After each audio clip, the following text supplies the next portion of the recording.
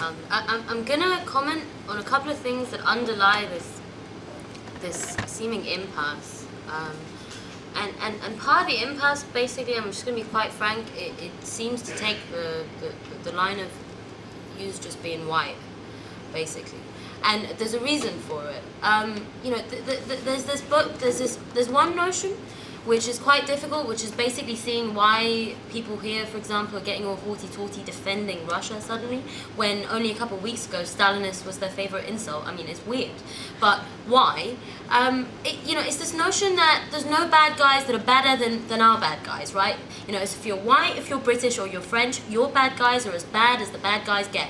And, you know, that may be true in your own histories and your own experiences and your own material kind of growing up, living experience of your governments. But for those millions and millions of people, for example, in Syria that are under the tank, you know, they're really, you know, they've not got any time for you sitting there telling them how nice Assad is, because, you know, US imperialism will always be worse. It's just like, well, fuck off, you know what? There's black people that can be just as fucking bad. They can cut heads and disembowel private parts and fucking you name it, right? That's one of the first points. That's one of the first points, because people don't get that it's offensive.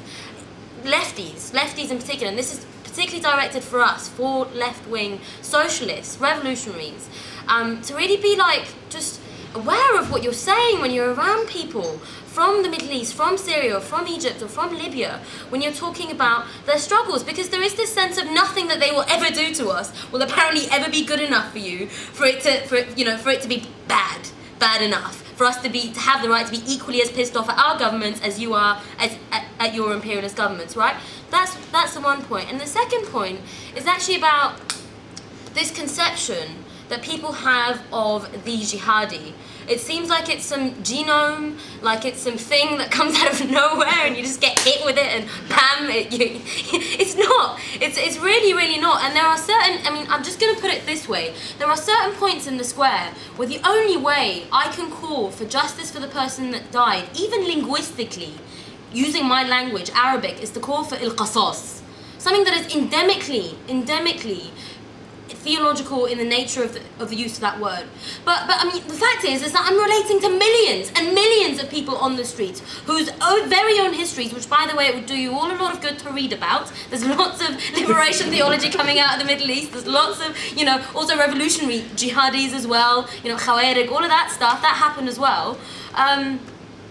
You know, it's not some shit that hits you. It's really, really not. It's really not, and it's very, very, not fine, but certainly it blurs and it moves the line between fighting explicitly and only for God, and the line between using language, history, tradition, and a lot of, well, basically, even like people's modern experiences of notions of social gestures and political gestures, to point out to some things like God is greater or God wouldn't stand by this shit. And someone asked me the question about the Salafis. The key problem of what's happened in Egypt is that a very, very strong narrative on the ground of Islam is being used and traded to govern, fuck having Islam in governance, is being completely turned on its head, lo and behold, by the army. And Sisi in particular is to the right of any MB member, by the way, in terms of Islamic kind of rhetoric. And we're gonna get a Fulul Salafi dominated parliament next. And do you know why? Because what the army said that the MB's Islam wasn't the real Islam, and what we're about to get is going to be the real Islam. And you know what? My question, my plea for you comrades is to bear with us. To bear with us while we vote the Fulul and the Salafis back in, and then deal with it all over again and run through the arguments all over again. So we've got a stronger movement against the army, a stronger movement against political Islam, and a stronger revolutionary movement when we come out the other end of it. That's why I ask of you. Thank you.